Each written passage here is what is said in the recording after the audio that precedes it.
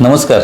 आज आपण जीवन सर्जेराव शिंदे यांच्याशी आपण गप्पा मारायचे आहेत आणि विषय असा आहे, जीवननं तैवानमध्ये PhD कंप्लीट केली केमिस्ट्रीबाबतची. 4.5 वर्ष तो तिथे राहिला आणि 4.5 वर्षानंतर तो भारतात परत आला. मग जीवनचं गाव बघा, शिंदेवाडी मांगरूळ, शिंदेवाडी गाव, ज्या गावामध्ये शाळा साधारण 4थीपर्यंत आहे. शिक्षण त्याचं जिल्हा परिषदच्या शाळेमध्ये मराठी माध्यमात झालं. परत त्यानं बिळाशीमध्ये शिक्षण घेतलं ना, वारणा प्रसाद विद्यालय, वारणा प्रसाद विद्यालयाला परत त्यानं शिक्षण घेतलं 10वीपर्यंत. 12वीपर्यंत कोकरूडला घेतलं. म्हणजे आपल्या इथं गावात, खेडेगावात, ग्रामीण भागात जी पोरं शिकतात तशा पद्धतीनं शिक्षण घेतलं. BSc केलं चिखली शाळेला, कॉलेजमध्ये केलं आणि परत त्यानं पुढचं शिक्षण MSc साताऱ्यामध्ये केलं आणि परत त्यानं पुढचं शिक्षण घेतलं तैवानमध्ये. तर हा त्याचा जो प्रवास आहे, तो आपण त्या प्रवासाची थोडीशी चर्चा करायची आहे. की लोकांना वाटतं की आपल्याला समजा शिक्षण घ्यायचं म्हटलं तर पैसा सगळ्यात महत्त्वाचा आहे, तर त्याच्यापेक्षा जास्त महत्त्वाचा इच्छाशक्ती. मग जीवनचा, शिक्षणाबाबतचा जो काही प्रवास झाला त्याबाबत आपण जीवनशाळेत चर्चा करणार आहोत. आता त्यामध्ये बरेच प्रश्नांची आपण चर्चा करू. आता सगळ्यात सुरुवातीला तिथं भाषा कुठली बोलली जाते मी हे विचारतो बरं का. म्हणजे आता विषयाचं थोडंसं विषयांतर होईल असं मलाही वाटेल, कारण मला हा मुद्दा पहिल्यांदा आठवला की तिथं कुठल्या भाषेत बोललं जातं.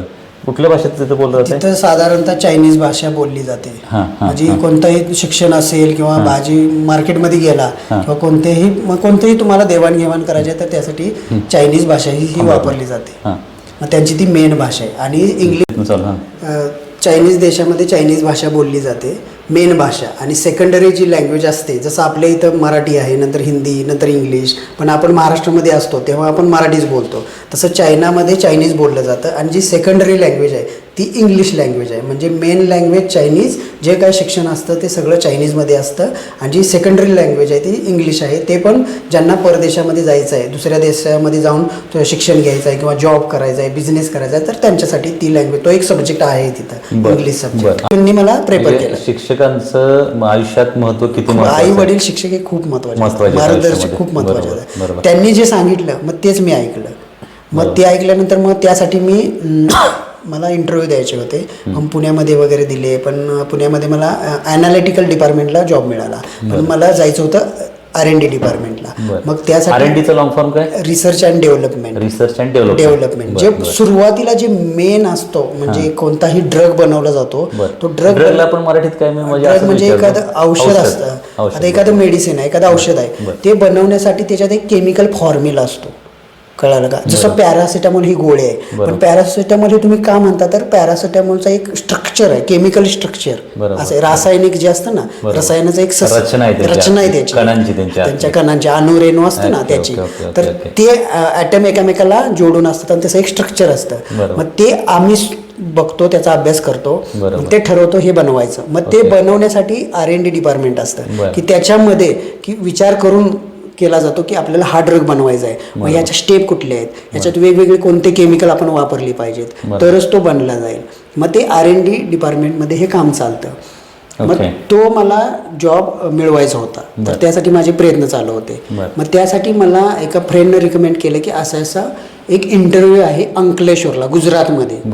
मग त्यावेळेला मी त्याच रात्री जेव्हा मला समजलं, मी दुसऱ्या दिवशी ऑफिसला सांगितलं ऑफ, आणि मी गेलो आणि इंटरव्ह्यू दिला आणि माझं सिलेक्शन झालं. कारण की मला त्याच्यात इंटरेस्टच होता. PhD साठी नाही, जॉबसाठी पहिल्यांदा.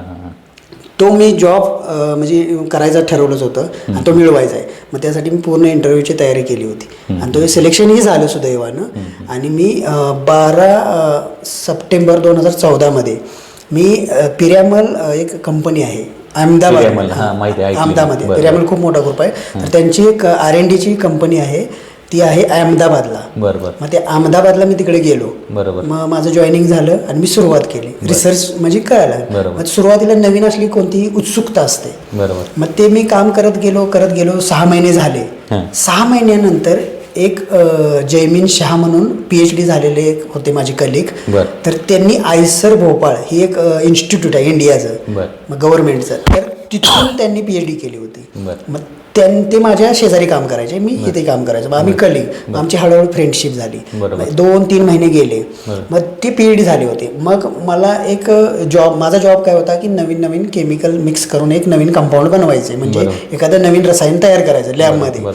मग मी असं एक चॅलेंज होतं की त्याच्यामध्ये मला जे बनवायचं होतं ते कमी बनत होतं आणि जे बनवायचं नाही आहे म्हणजे जे नको आहे ते जास्त बनत होतं. म्हणजे एकामध्येच माझे 2 रसायनं बनत होते एकाच रिॲक्शनमध्ये.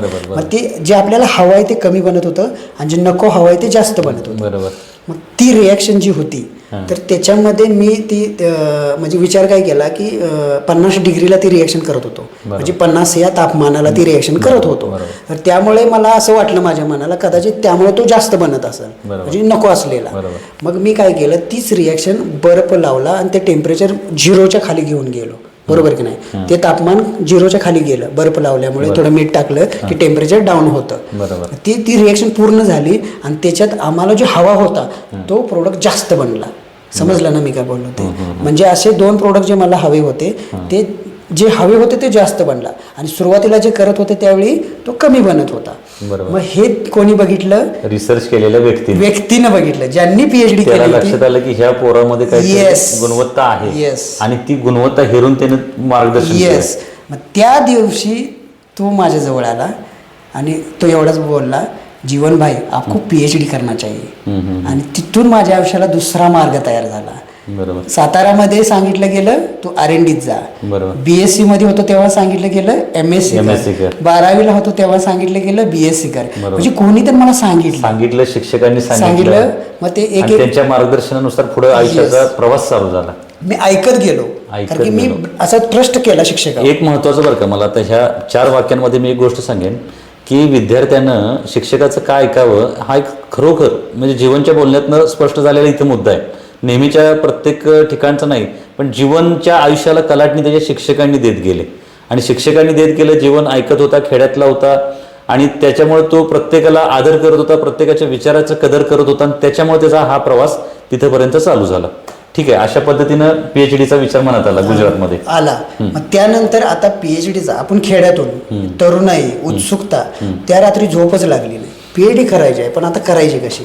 मग तेव्हा मी सर्च केलं की PhD करण्यासाठी काय काय लागतं. तर PhD करण्यासाठी तुम्हाला मास्टर डिग्री असावी लागते. मग त्याच्यानंतर तुम्हाला जर गव्हर्नमेंटच्या स्कॉलरशिप वर करायची असेल तर तुम्हाला गेट नेट सेट अशा एक्झाम आहेत गव्हर्नमेंटच्या त्या द्याव्या लागतात किंवा युनिव्हर्सिटीची एक स्वतःची एक एक्झाम असते. आता एक गोष्ट सांगतो बरं का. ह्या गेट नेट सेट ह्या ज्या परीक्षा आहेत गव्हर्नमेंटच्या द्यायच्या MSc केल्यानंतर तर ह्या परीक्षांचं एक साध्या शब्दात तुम्हाला मी विश्लेषण सांगेन की हे कशासाठी करायचं की शासनाला कळालं पाहिजे की ह्याला रसायनशास्त्रातले नुसती जी डिग्री आहे का ह्याला खरंच कळतं. बरोबर ना.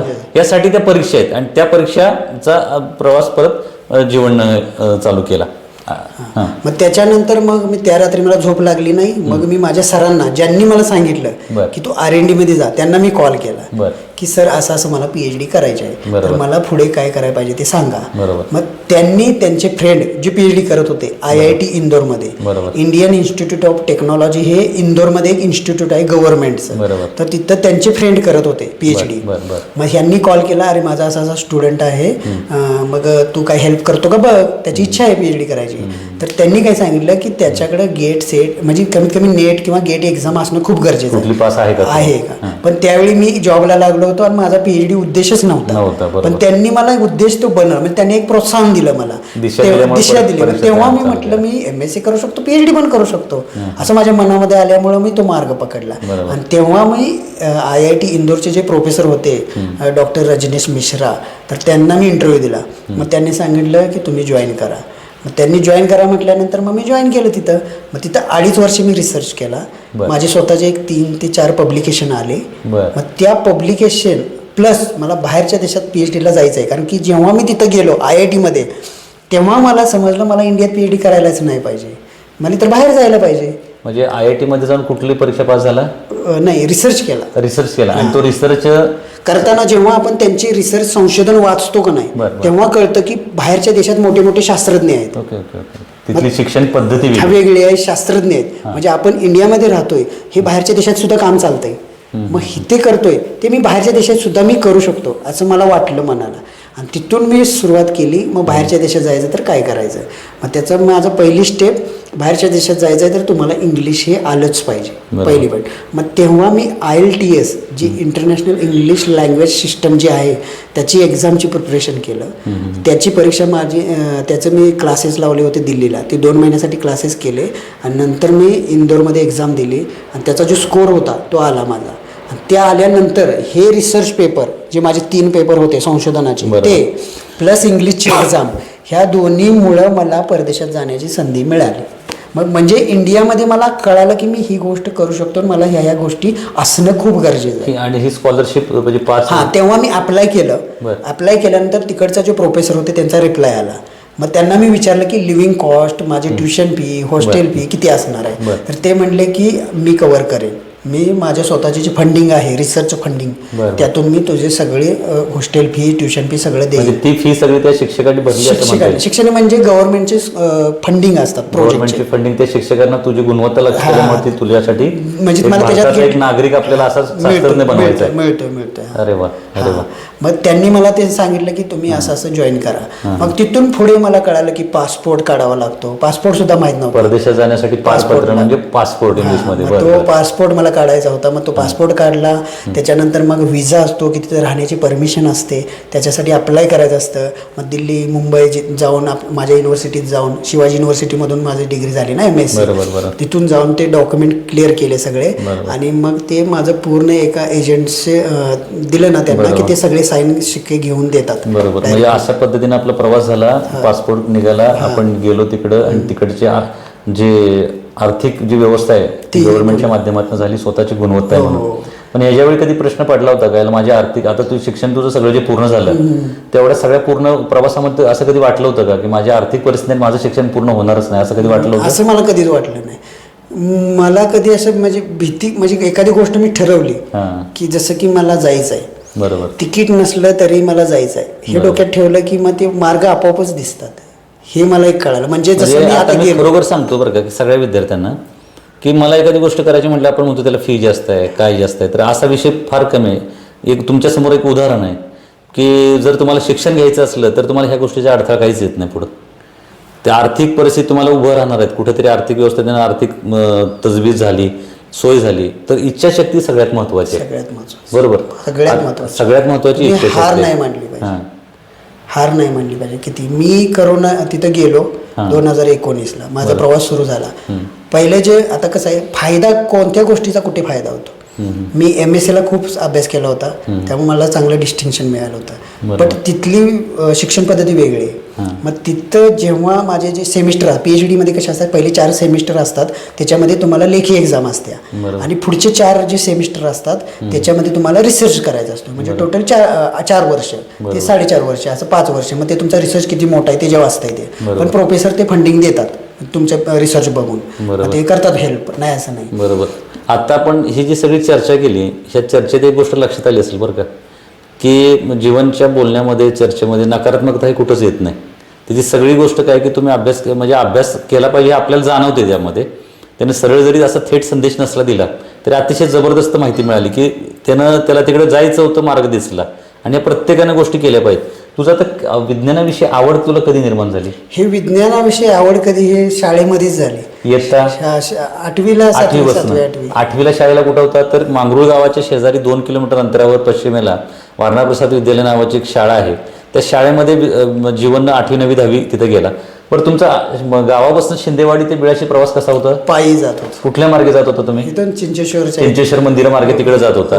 म्हणजे आता आपल्याला वाटतं की शिक्षणासाठी गावं सोडून शहरात राहत आहेत मुलं, त्यांच्यासाठी मी 100% सांगेन की गावात राहून, ग्रामीण भागात राहून सुद्धा जीवननं प्रवास. शिंदेवाडी हे गाव दुर्गम आहे, त्या 5-10 गावातल्या लोकांना माहीत असेल, पण महाराष्ट्रभरच्या विद्यार्थ्यांना PhDसाठी परदेशात जायचं म्हटलं हा व्हिडिओ सगळे बघणार याची मला पूर्ण खात्री आहे. पण जीवनचा लहानपणीचा प्रवास पण अगदी शिंदेवाडी म्हणजे 2-3 किलोमीटर आहे का, 4 किलोमीटर मला वाटतं, रोज जायचं आणि रोज मागे यायचं. हा प्रवास पावसात, उन्हात, थंडीत असं तिन्ही ऋतूमध्ये होत होता. आता इथं बिबट्यांचं प्रमाण वाढल्यामुळे सध्या मला वाटते मुलं जास्त बाहेर नसतील, हा विषय वेगळा. पण जीवनचा तो प्रवास इतका संघर्षातनं झाला.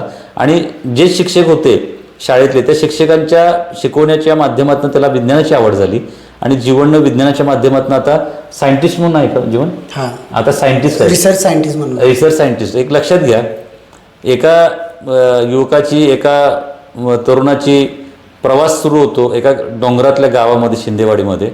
आज माझ्याजवळ एक रिसर्च सायंटिस्ट बसला आहे. एवढा मोठा तो वैज्ञानिक आहे, पण त्याच्या बोलण्यामध्ये कुठंच तसा आविर्भावही आम्हाला जाणवत नाही आणि दुसऱ्या माणसाला गावातल्या अशा साध्या ओळखणार पण नाही की हा एक सायंटिस्ट आहे आपल्या गावचा. आणि खरोखर तैवानमध्ये एवढे वर्ष शिकला, एवढा त्यानं अभ्यास तिथं केला, PhD पदवी मिळवली आणि परत भारतात येऊन आता परत त्यानं सगळं करिअर सुरू केलं त्याचं. परदेशात जाण्याच्या परत त्याच्या बऱ्याचशा संधी आहेत किंवा त्याला जावं लागणार आहे, पण शिक्षणाच्या माध्यमातून त्यानं आयुष्याचा कायापालट केला. एका साध्या खेड्यातल्या युवकापासनं आज सायंटिस्ट जीवन याचा परिचय आम्ही थोडक्यात मांडला. पुढच्या सिरीजमध्ये आम्ही तुम्हाला ह्या सगळ्या गोष्टी अगदी डिटेलमध्ये मांडेन. धन्यवाद.